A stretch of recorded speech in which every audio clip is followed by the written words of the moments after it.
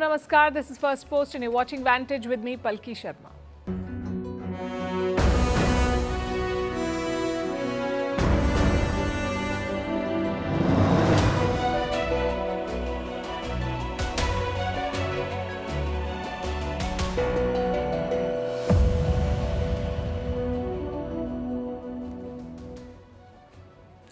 What is India's China strategy?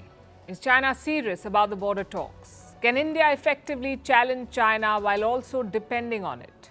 We ask because the two sides have been talking. The foreign ministers have met twice in 3 weeks. China has made demands, India has issued statements, but to what end? We'll discuss that tonight. In the US, Kamala Harris is surging in more polls. The Trump camp is sharpening its attacks. The childless cat lady comments are coming back to bite them. And Harris's hypocrisy on Gaza is on full display. In Pakistan, Imran Khan has a new plan/wish. He wants to be the Chancellor of the Oxford University. We'll explain. In Paris, the Olympic Games set to begin with a spectacular ceremony, sabotage attempts, and food shortages. In Africa, young people challenge their governments in more and more countries. After Kenya and Uganda, it's Nigeria that's bracing for protests. Is this the making of the African Spring? What is Search GPT? Will it kill Google's search engine monopoly? How China is erasing Tibetan religion and language in a sustained campaign of cultural genocide. Why Sri Lanka's upcoming presidential election is a referendum on President Ranil Wickremesinghe. How the arrest of Mexico's most wanted drug lords is the stuff of a Hollywood thriller. And why do women deprioritize their careers? We'll discuss all of this and more. The headlines first. The European Union transfers over $1.5 billion raised from Russian assets to Ukraine. This is the first chunk of money earned from frozen Russian assets. The EU has frozen around $200 billion of Russian central bank assets. In the month of May, the bloc agreed to use this money to help arm Ukraine. Israel slams a UN rights expert for anti-Semitism. She had endorsed a social media post comparing the Israeli Prime Minister to Hitler. She is an independent expert appointed by the United Nations. In March, she had accused Israel of committing genocide in Gaza. Record rains pound northern Japan, triggering floods and landslides. At least 2 people have been killed and thousands evacuated. Rivers burst their banks, washing away bridges and cars. Hundreds of households also have no power or running water. A UK lawmaker makes a renewed bid to legalize assisted dying. The proposal allows terminally ill people with 6 months or less to live to end their lives. Previous attempts to legalize assisted dying in Britain have been voted down. Earlier this year, a similar bill was introduced in the Scottish Parliament. And South Africa gets its first woman Chief Justice. President Cyril Ramaphosa appoints Mandisa Maya as the Chief Justice. Her term will start from September. Maya had missed out on the top job in 2022.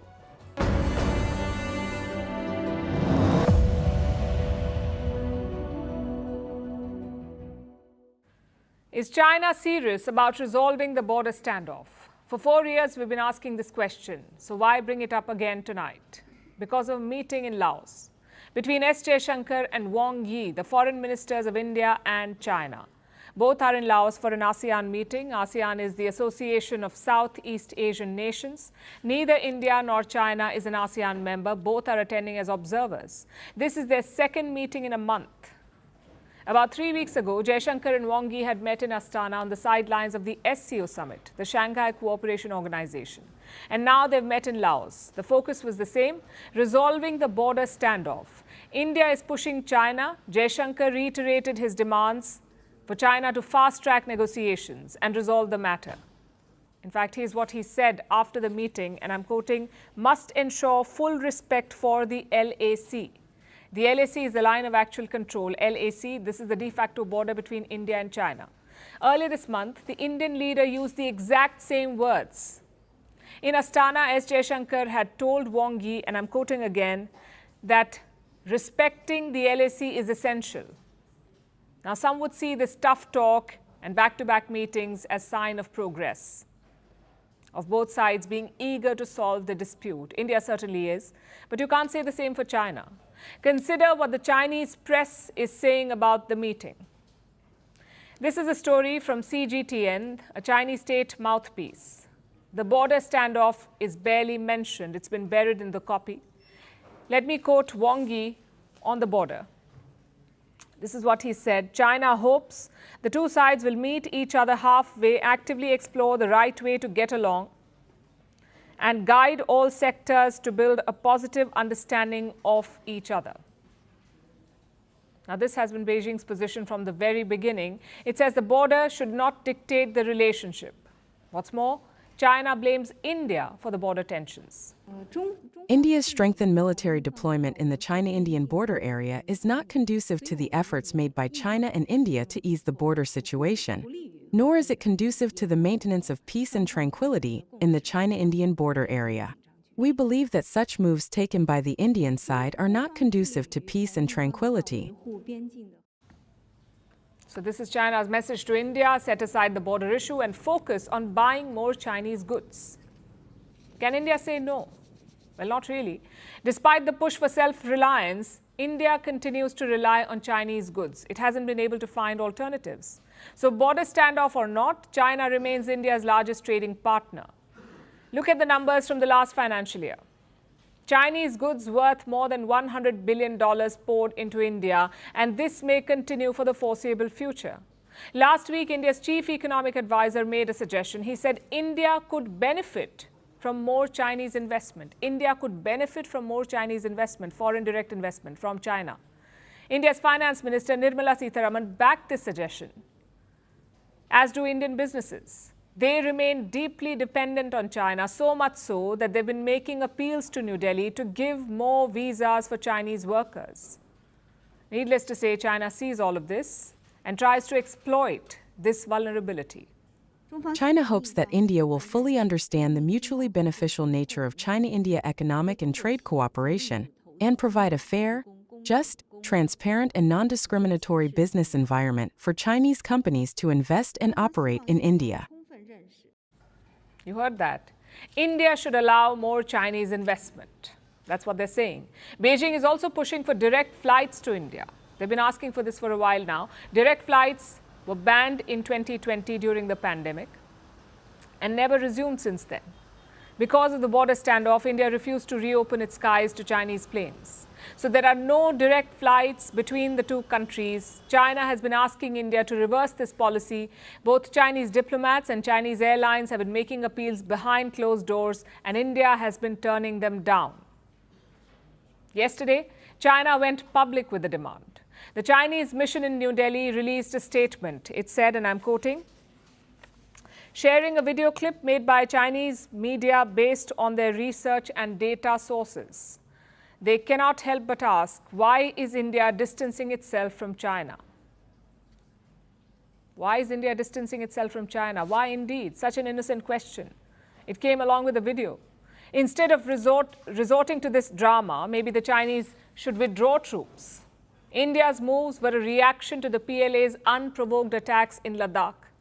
That's when India banned flights and placed restrictions on Chinese FDI. Chinese investments were subjected to greater scrutiny, and Chinese apps were banned, more than 500 of them, including big names like TikTok. They do not operate in India anymore. These moves irked Beijing, but could not force it to course correct. And India acknowledges this need to address the China challenge more effectively. चीन के बारे में हम तो हमारी focus तो होगी कि सीमा में जो स्थिति जो है उसमें अभी भी कुछ इश्यूज बाकी बचे हुए हैं तो उसको कैसे निपटाया जाए. He said that right after taking office for the third term. Jaishankar has spoken with Wang Yi twice in a month. You could say that's better than no engagement, but the fact is that India's China strategy needs a fresh perspective, both political and economic. India has to find an effective leverage against China.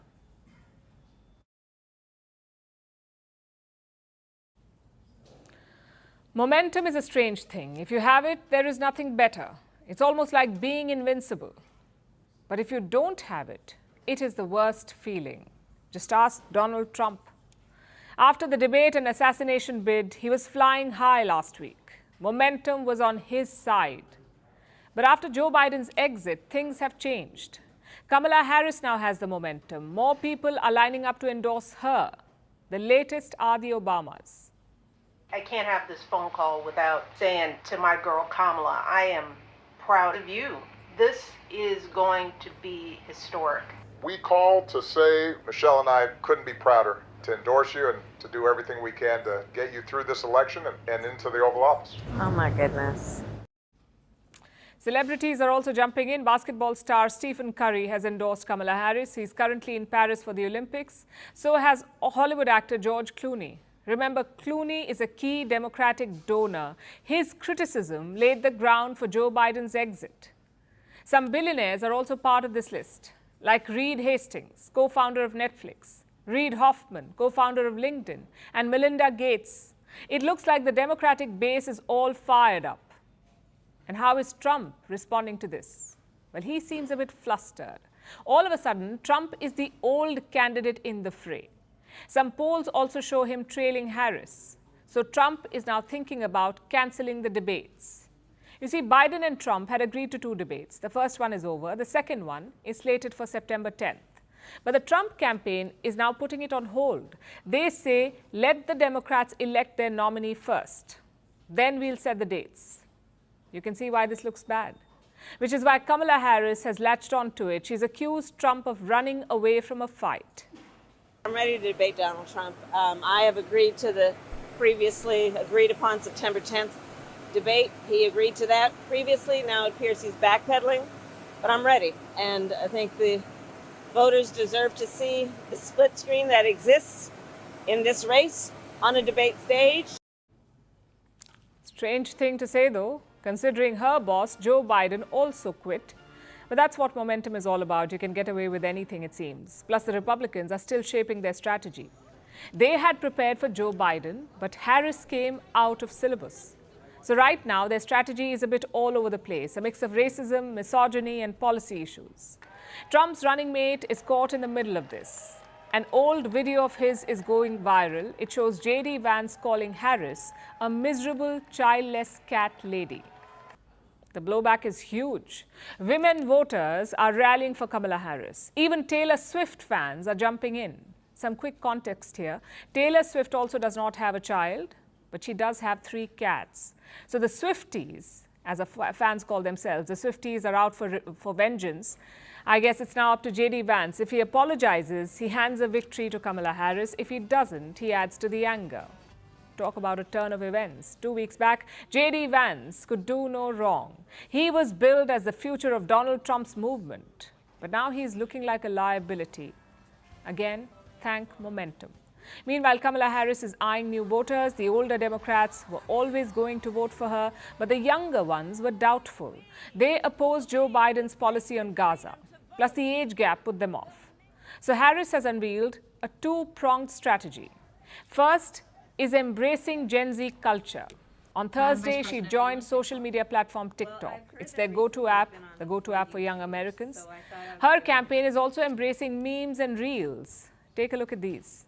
If I do debate President Trump, I'm sure it'll be a competitive face-off where either one of us could end up on top. Really? No, I'd wipe the floor with him. Well, what we really need is a feminine nominee. A what? A feminine nominee. You think you just fell out of a coconut tree? You exist in the context.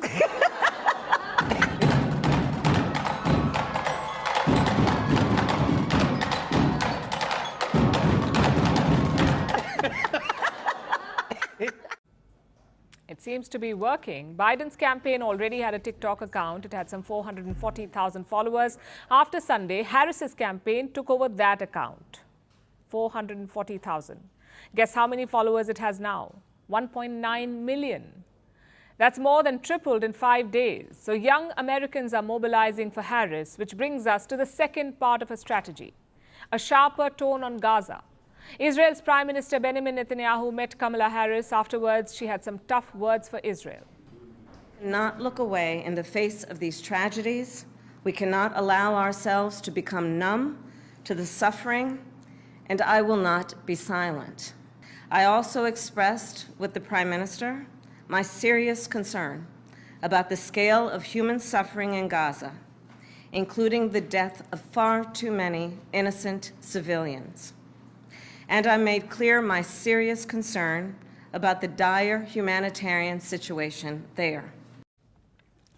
How convenient. Kamala Harris is not some helpless politician. She is the United States Vice President.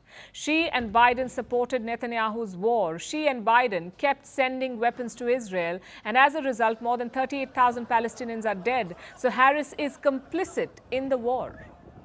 She cannot distance herself now. We found this meme that sums it up best. It shows an airplane for each US president. Obama's plane says forward. Trump's plane says make America great again. Biden's plane says yes we can. And Harris's plane says Brad. But all these aircraft are doing the same thing, dropping bombs and flying away. So whoever wins in November, expect more of the same. What we have to do with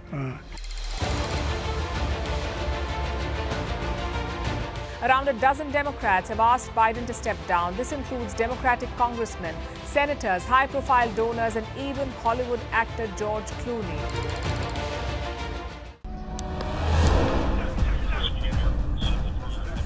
It was an assassination attempt on Donald Trump, the former president of the United States of America. As many as 8 shots were fired. 1 bullet grazed Donald Trump. So I've decided the best way forward is to pass the torch to a new generation. In less than 24 hours, Kamala Harris has raised millions of dollars for her campaign. What she needs now is a party nomination. Kamala Harris is gaining ground. A new poll is out. It shows Harris in the lead over Trump.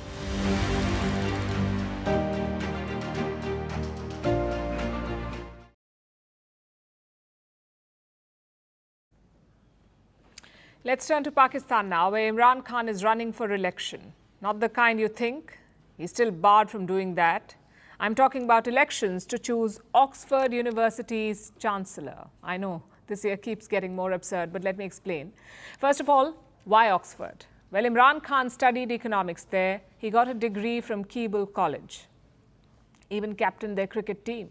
So I'm sure Oxford is very close to his heart, plus he's got experience. Imran Khan was Chancellor of Bradford University from 2005 to 2014. It's another university in England.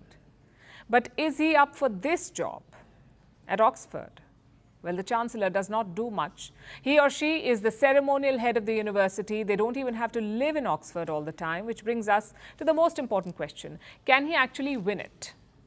Around 250,000 people will be voting for the next Chancellor. 250,000. Most of them former students. They don't have to come to the university. They can cast their vote online. But will they vote for Imran Khan? Looks highly unlikely. Reports say Imran Khan's chances are very low. He faces competition from some big names, including 2 former British Prime Ministers, Tony Blair and Boris Johnson. I must say, great company.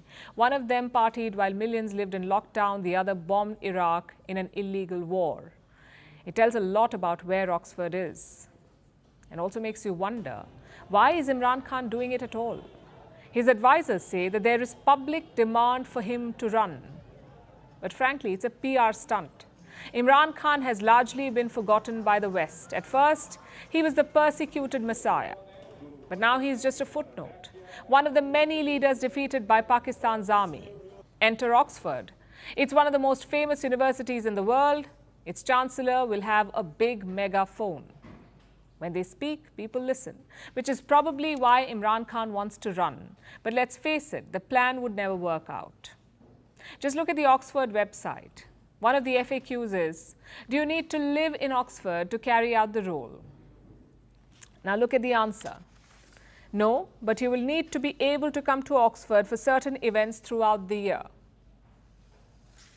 That could be a problem because Imran Khan is in jail right now. He's accused in more than 150 criminal cases. Some of them involve corruption. Some accuse him of terrorism. Others link him to leaked state secrets.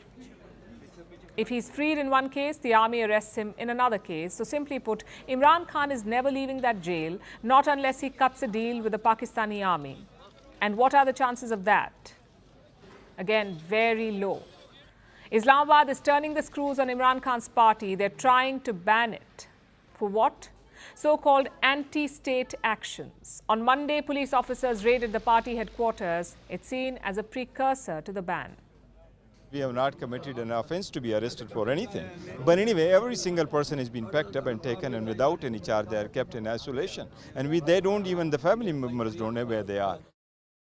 So Imran Khan is feeling the heat, which is why he's focusing on Oxford University. It's honestly a desperate move. Imran Khan may have studied in England, but as Prime Minister, he wasn't a fan of Western education, or so he said. His pet project was the Al-Qadir University, a university for, by and of Pakistan. In fact, he blamed English medium education for Pakistan's class divisions.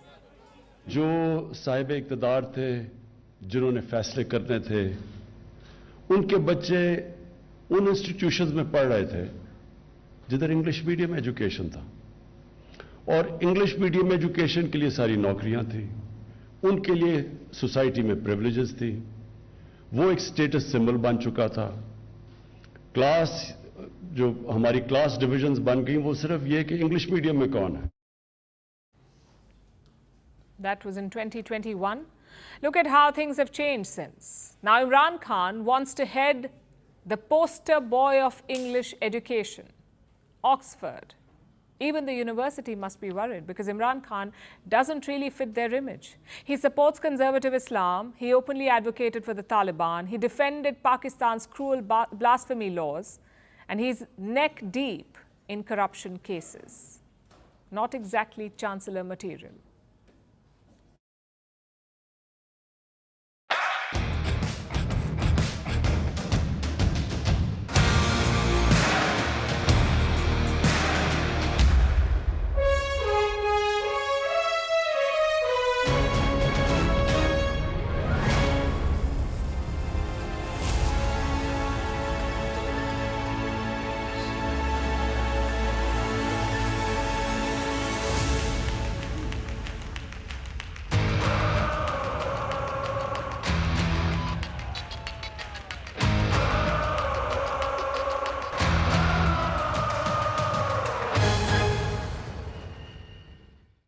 The countdown is on. All eyes are on Paris. It's a day the city's been waiting for, the day of the Olympics. The Games officially open today. They will continue till the 11th of August. And France is leaving no stone unturned. After all, it's the first time that they're hosting the Games in a century. Paris last hosted the Olympics in 1924, so it's been exactly 100 years. In 2 hours from now, the opening ceremony will kick off and it will be a spectacle. For the first time in the history of the Olympics, it's not happening in a stadium. Instead, the opening ceremony will be held along the River Seine. France is calling it the biggest open-air show ever. And they aren't exaggerating. More than 8,000 athletes will glide down the river almost like a sporting armada. There will be light shows, dancers, acrobats, floating pianos, helicopters, and even a few submarines. Watching them from the banks will be 300,000 people, along with 100 heads of state and other important leaders. The boats will travel for 6 kilometers. They will arrive opposite the Eiffel Tower. The Olympic cauldron will be lit, and French President Emmanuel Macron will declare the Games open. Like I said, a theatrical spectacle. That's what France wants. But it's not an easy feat to pull off. It's taken Paris 2 years, thousands of soldiers and utmost secrecy to chart out this plan. During the ceremony, 45,000 police officers will patrol the streets. Joining them will be 10,000 soldiers and 20,000 private security guards. There's a no-fly zone over the capital. Central Paris is now a fortress. The banks of the Seine are sealed.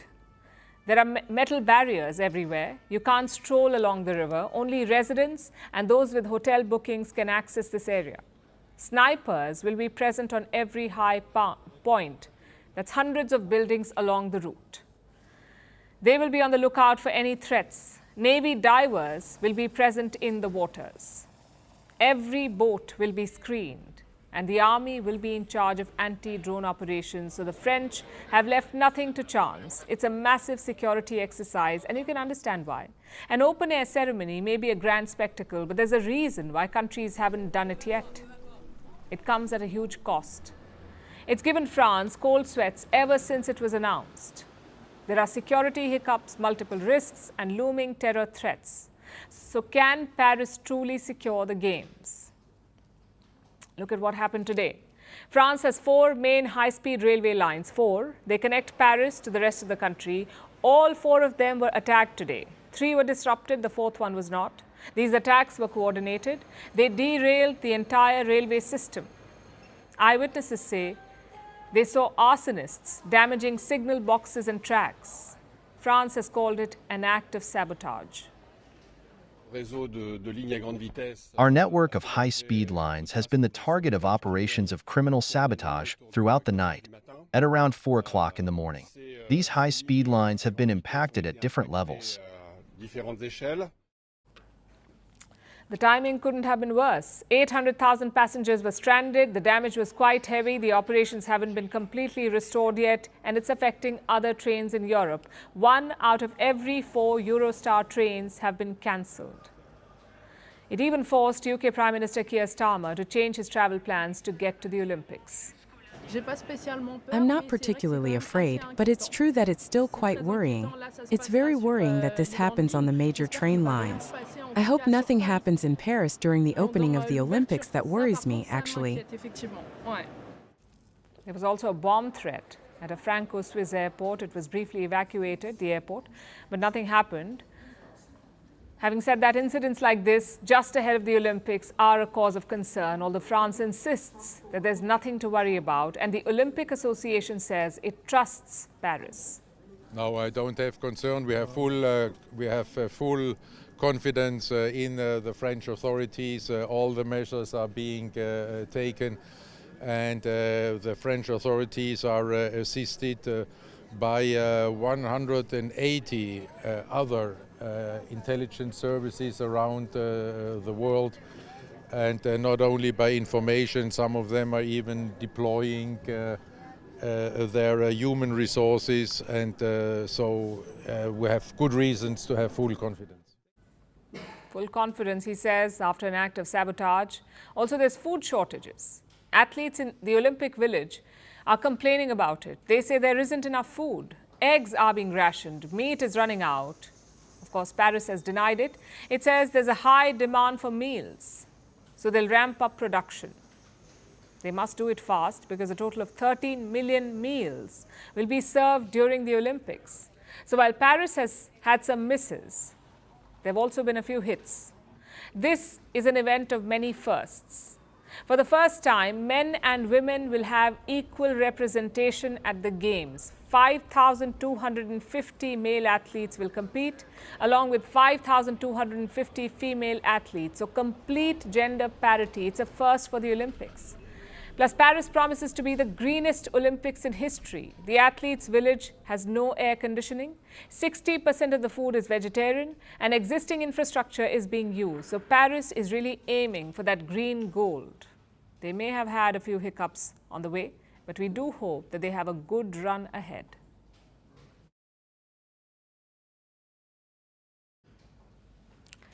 Yesterday, we told you about the AI hype, how investors fear that it could all be just a bubble. Looks like they heard us because OpenAI has launched a new product. It's called Search GPT. The name does give it away. It's basically a search engine, but with artificial intelligence. Search GPT will not just give you links, it will curate answers for you. Does that mean that Google's run is over? The company dominates the global search market with a 91% market share. Can this search engine kill Google's monopoly? Our next report tells you.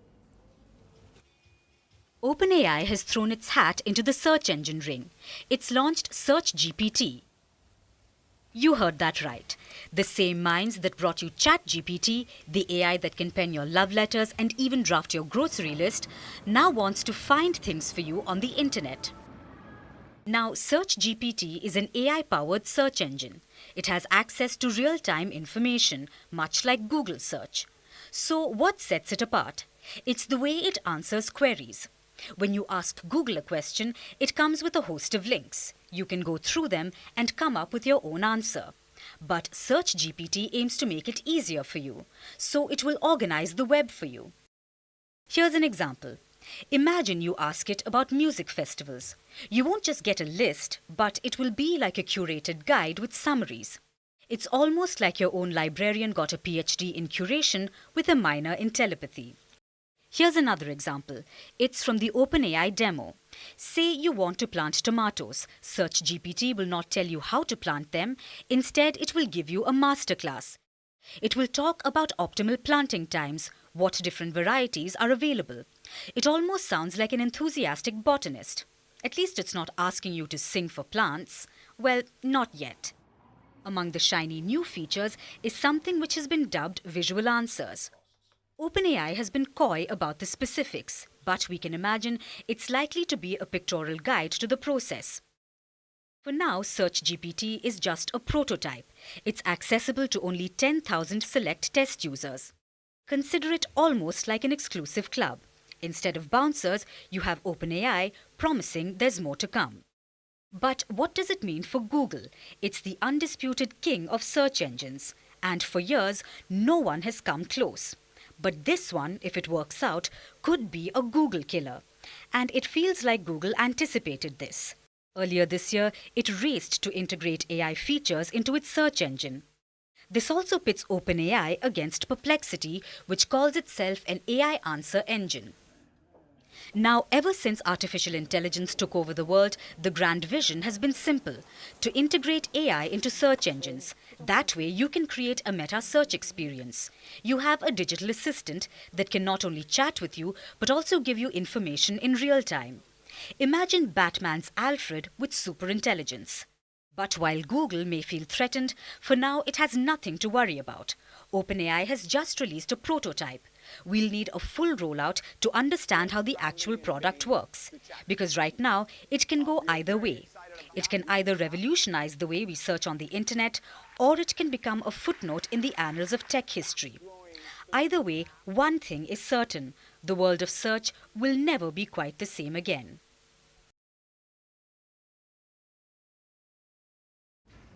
Now let's turn our attention to Africa. A wave of protests is spreading throughout the continent. It began in Kenya with protests against their budget, or the finance bill as they call it. Then they spread across the border to neighboring Uganda, and now Nigeria is gearing up to become the third protest hotspot. Young Nigerians are preparing to march against the government. They plan to hold peaceful protests next week on the 1st of August. And this has scared the Nigerian establishment. The country's president, Bola Tinubu, issued a warning on Monday. He said the protests were the work of some sinister people, and he asked Nigerians to not join. The next day, Nigeria's police chief joined the chorus. He said the protests were ill-advised and that the police would not sit back and watch. 2 days later, the Nigerian military chimed in. A military spokesperson said the protests may lead to anarchy. He said that the army would not allow Nigeria to spiral out of control. You can see how rattled the authorities are. Every arm of the government is trying to stop the protests, and not just with threats. On Tuesday, Nigeria doubled its minimum wage to try and diffuse public anger. Only today, the National Assembly has expeditiously passed the new national minimum wage. You can see how the president is working. It was transmitted only yesterday. Today it has been passed. A lot of other interventions that the president has also put in place are also going to be looked at expeditiously in the interest of Nigeria. So there's no need for strike. The young people out there should listen to the president and allow the president more time to see to the realization of all the goodies he has for them. He made that appeal to the quote-unquote young people out there because they are the ones who are organizing the protests. Just like in Kenya and Uganda, across Africa, it is the young people, members of Gen Z, who are organizing the demonstrations. Gen Z is planning the protests using social media. Nigeria's Gen Z are mobilizing under a social media hashtag #EndBadGovernance. The protests in Kenya were also organized under a hashtag. It was hashtag Reject Finance Bill 2024. That's what they call their budget. And this was when the protests had started. Now it has changed to hashtag Ruto Must Go. It reflects the changing demands of the Kenyan protesters. Protests also broke out in Uganda this Tuesday. They were organized using the hashtag March to Parliament. So it's a similar story in all these countries. Young people are fed up. They're also tech savvy, so they're using social media to come together and challenge the entrenched powers that be. The protests are also being broadcast in real time on social media on platforms like X and TikTok. The world can see live footage from the ground, footage of police brutality or military heavy-handedness whenever it occurs. The Gen Z protesters are sharing this footage, which leads to more public anger and therefore more protests. It shows what a powerful tool social media can be and how it can put governments on the back foot. However, this is not the first time that something like this has happened. Protests have been organized on social media before. They've inspired similar demonstrations in other countries and even brought governments to their knees. All of this happened in 2011 and 2012 in Africa itself and parts of West Asia. It was dubbed the Arab Spring. The protests originated in Tunisia and spread like wildfire across North Africa and West Asia. Those protests were organized on Facebook and X, or Twitter as it was called back then.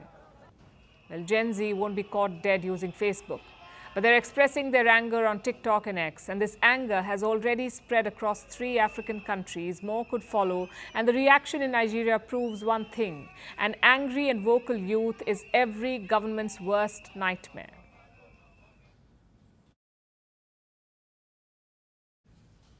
Our next story is from Tibet, the Himalayan nation that China annexed back in the 1950s. Tibet is now a so-called autonomous region of China. That name sounds almost conciliatory. The Tibet Autonomous Region, or the Xizang Autonomous Region as Beijing calls it. And this makes it seem that the people of Tibet are largely left alone, autonomous, free to do as they please and live as they wish. Nothing could be further from the truth. Here's one of the latest reports from Tibet. It says China is forcing ordinary Tibetans to shed the symbols of their religion, Tibetan Buddhism. Some of you may have met people from Tibet, and you might recall one of their most famous symbols, the multicolored prayer flags. These flags are visible all over Tibetan settlements. They are hung up outside because it is believed that the wind spreads the prayers and blesses everything that it touches.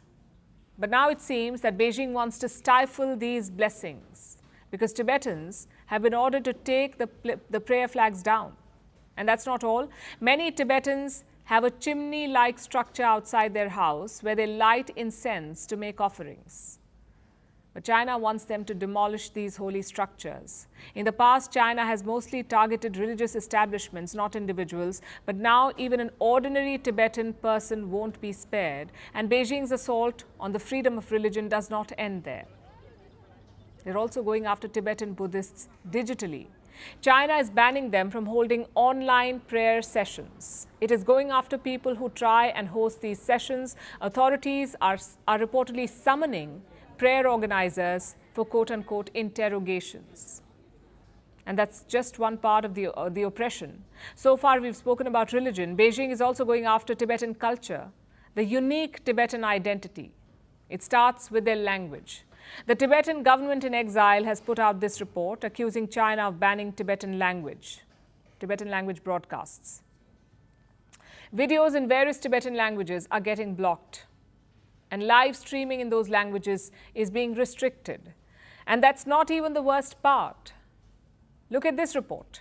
It says that Beijing is systematically trying to sinicize the Tibetan people by forcing their children to give up the language. The report cites China's national college entrance exam. More than 200 Tibetan students took this test. These were students who studied core subjects in the Tibetan language. 200 of them took the test, only 7 or 8 passed the exam. Tibetans believe that the students were failed on purpose in an effort to discourage the use of their own language. It's even worse for younger children. China is closing Tibetan schools on spurious grounds and then forcing young Tibetan children to go to boarding schools run by the Chinese government. They've been described as colonial-style boarding schools. The children are forced to study in Mandarin and kept away from their families, so they can't even learn Tibetan after school.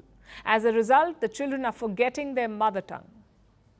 And many older Tibetans are worried that their children will completely be sinicized and that their culture will be gradually erased.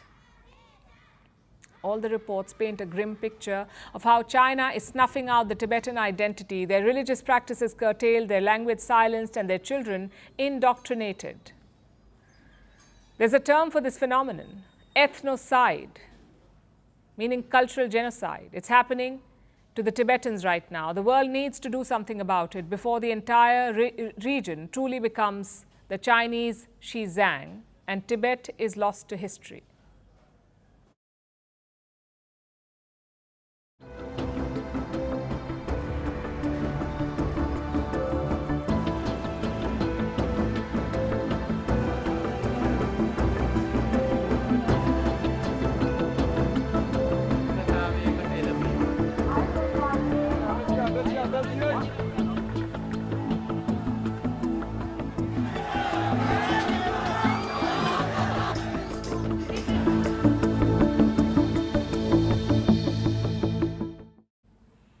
It's election time in Sri Lanka. The country will vote for its next president in September, and the stakes could not be higher. You may remember what happened in 2022. Massive public protests, a president on the run and a government on its knees. All of it was triggered by a debt crisis. Sri Lanka did not have money to repay its loans, so people hit the streets. And since then, a lot has changed. New reforms, new repayment deals, and new political alliances. So the upcoming vote is sort of like a referendum, mainly on this man's rule, Ranil Wickremesinghe. He took over as president in 2022. Fun fact, he wasn't elected by the people of Sri Lanka. As the violence spread, then President Gotabaya Rajapaksa fled. So the parliament had to choose a new one. Very few would have bet on Wickremesinghe. His party had just one seat in parliament, and that one seat being his own. But the Rajapaksa supported his candidacy, and that's how Ranil Wickremesinghe became president. The question is, can he win again? He's already filed his nomination with the Election Commission. He also has a good track record. When he took charge, inflation was 70%. It's now down to 1.7%. Foreign reserves have reached $5.4 billion, which is a 3.5-year high. Plus, he has negotiated a repayment deal with India, China and Japan. The deadlines have been pushed back by 4 years. Colombo also stands to save $5 billion. So all in all, a good deal. If you compare this to 2022, it's great news. Wickremesinghe has brought relative stability to Sri Lanka. And yet his victory may not be guaranteed. Let's meet the main challengers.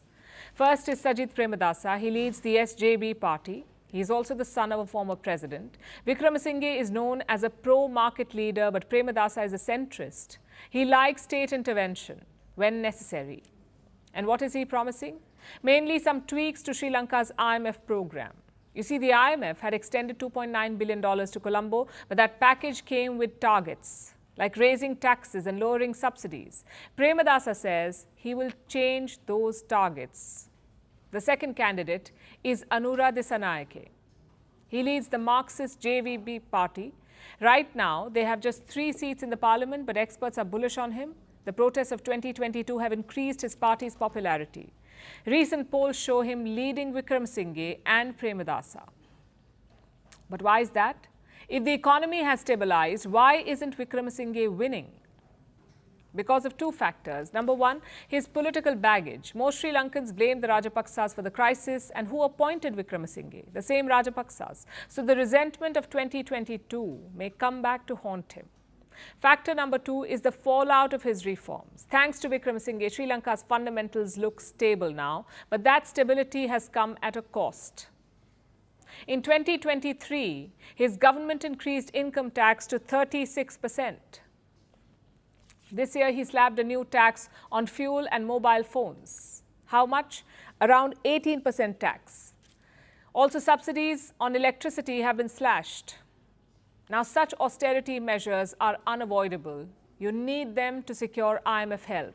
But they also affect ordinary Sri Lankans. Almost 26% of the country lives in poverty now. So this election is basically a referendum on Wickremesinghe. Will people approve of his economic reforms, or will they declare it too harsh? That is the question that will define this vote. India too will be watching very closely. New Delhi has extended financial help to Colombo. It has also lobbied for Sri Lanka at the IMF. So India will be hoping for a couple of things. First, stability and peace, not a repeat of what happened in 2022, no matter who wins or loses. And second, a long-term realignment. Chinese loans were a major reason for Sri Lanka's debt crisis, yet Colombo is striking more deals with China. New Delhi won't be happy with that. Ties with Wickremesinghe had turned frosty last year. In fact, his trip to India was delayed multiple times. So like I said, this is a high-stakes election for Sri Lanka, for India and for the neighborhood.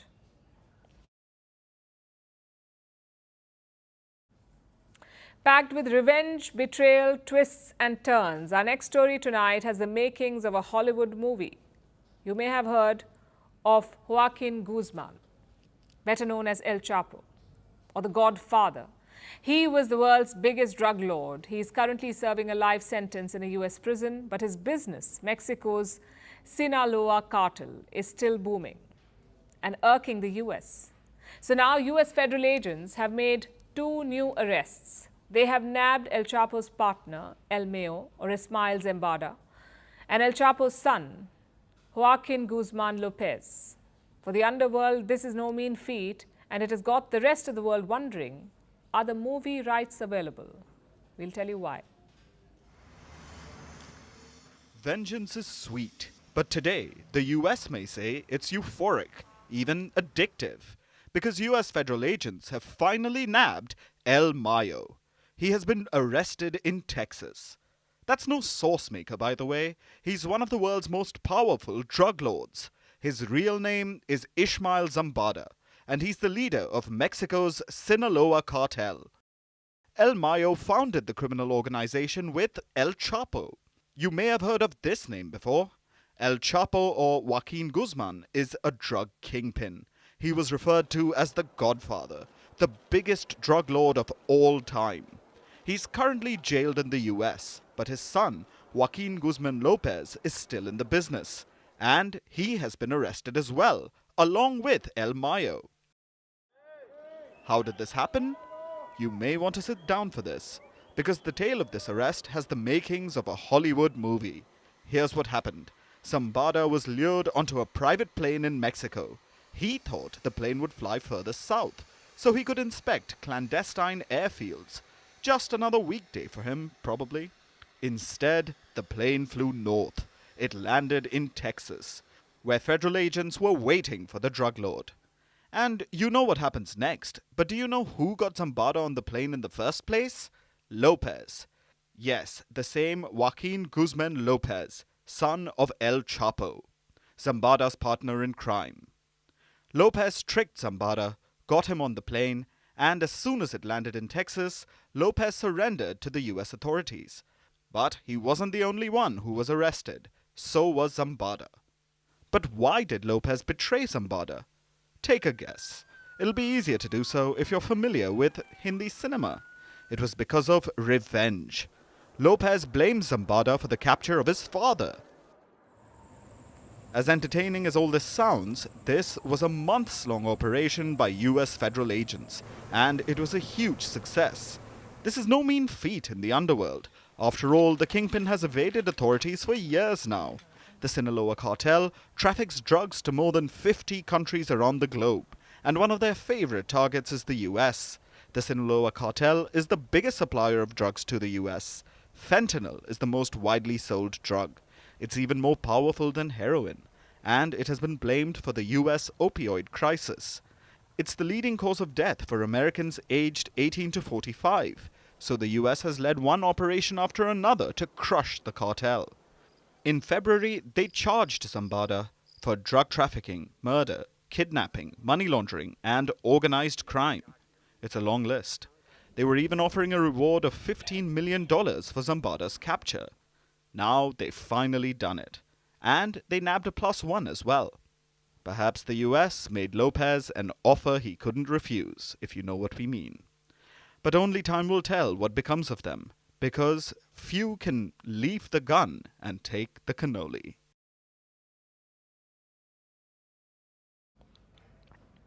Opportunity cost. Economists love this term. Because it applies to most things in life. Opportunity cost means the potential options or benefits that you miss out on when you take up an opportunity. It refers to the fact that everything in life comes at a price because our resources are limited, our time, attention, money, energy, all of them are finite. But the things we want to do are infinite. So we must miss out on some things. In other words, we have to compromise, and this is quite normal. Compromise is baked into all our choices, but more so when it comes to relationships. It is said that relationships are all about compromise, which seems to be true for both men and women. But it's not the same. Who does it more, men or women? It can be a difficult and very broad question to answer, but not when it comes to work, because here the research is quite clear. Working women compromise more. Shocker, we know. Women often put their own career on the back seat and enable their partner to advance. Not all, but most. For 1 in every 4 women, the partner's career takes precedence, because again, it is pure economics. Let's say you have to bet on a person. On the one hand, you have a working man whose career is only expected to get stronger. On the other hand, you have a working woman who is pretty much swimming against the tide thanks to the job market and the society we live in. She will make 77 cents for every dollar that the man makes, and she will be promoted lesser than her male counterparts, despite outperforming them. When she becomes a mother, it will only go downhill. She will lose out on 60% of her income in the first 10 years after childbirth. She will also be paid lesser than men and childless women. She will be at a much higher risk of losing her job, and we are not making up any of this. Research proves every single point here. But given that this is based on global averages, let's say that she is an anomaly and that she manages to fight all this data. She claws her way up and she has a successful career. Even then, pick any industry, pick any country, and she will have fewer chances of reaching a leadership role. Only 31% leadership roles are held by women across the world. These are terrible odds. So who will you bet on? Most likely the man. So when times get tough, for many women, their own careers are the opportunity cost. It is not an emotional choice. It is a safe, logical, and obvious bet. And it's not just about the money. Even when women are the primary earners, even when they earn more money than their partners, 20% still prioritize their partner's career. So clearly, there is more to this story. According to one study, even if men and women earn similar amounts, they still follow traditional gender roles. For men, this means paid work and leisure. For women, it is paid work and unpaid work, like chores and childcare. So even if women do not deprioritize their careers, household responsibilities tend to fall on them and they end up juggling too many balls. So what is the solution? Well, if you're a man, start with not being angry at the data. This is the world we live in, accept it. And we know #NotAllMen and so on. If you are the anomaly, great, we are lucky to have you. But if you're part of the problem, about time you notice the pattern and break it. And if you're a woman, we have a very difficult task for you, more like a request. Stop this so-called tyranny of niceness. Women are taught from infancy to be agreeable, to be accommodating. But to what extent and for how long? Call it TGIF advice. Experts have a solution for you. If you're juggling too many responsibilities, think of each task as a ball, either made of plastic or glass. You can afford to drop the plastic ball, it won't break, but the glass ball will break and it will be difficult to repair, if not impossible. So here is the trick. Distinguish which ball is plastic and which is glass. If your career is a plastic ball, that is okay. It may take a back seat, that is a personal preference. But if it is made of glass, fight to protect it. You are the one steering this wheel, so your career gets to call shotgun. And now it's time for Vantage shots, images that tell the story. Heavy rainfall submerges vehicles as Typhoon Gay-Me lashes China. A park fire sweeps through California, burning down 125,000 acres in less than 48 hours. And the San Diego Comic-Con returns after 3 years of pandemic and Hollywood strikes. Finally, we're taking you back in history. On this day in 1999, the Kargil War came to an end. It was the last war that India fought with Pakistan. It began when Pakistan tried to capture Indian military posts.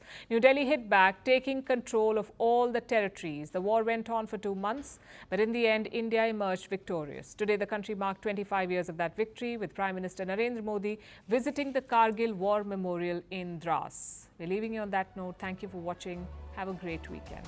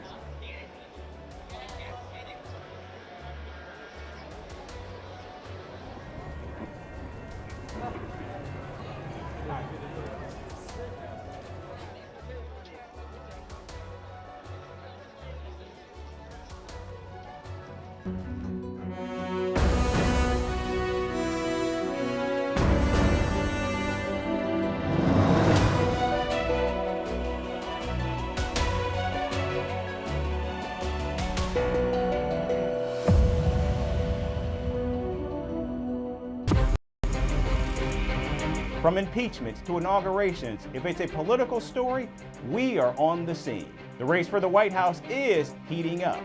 Kamala, you're fired. I say, bring it on. If it's breaking news, we're live with the latest coverage. From the White House, the State Department, and Capitol Hill, we know the issues, but above all, we know the players to bring you the latest in-depth analysis on all the key stories that we're covering. I'm Eric Ham. Join me from Washington here on Firstpost America.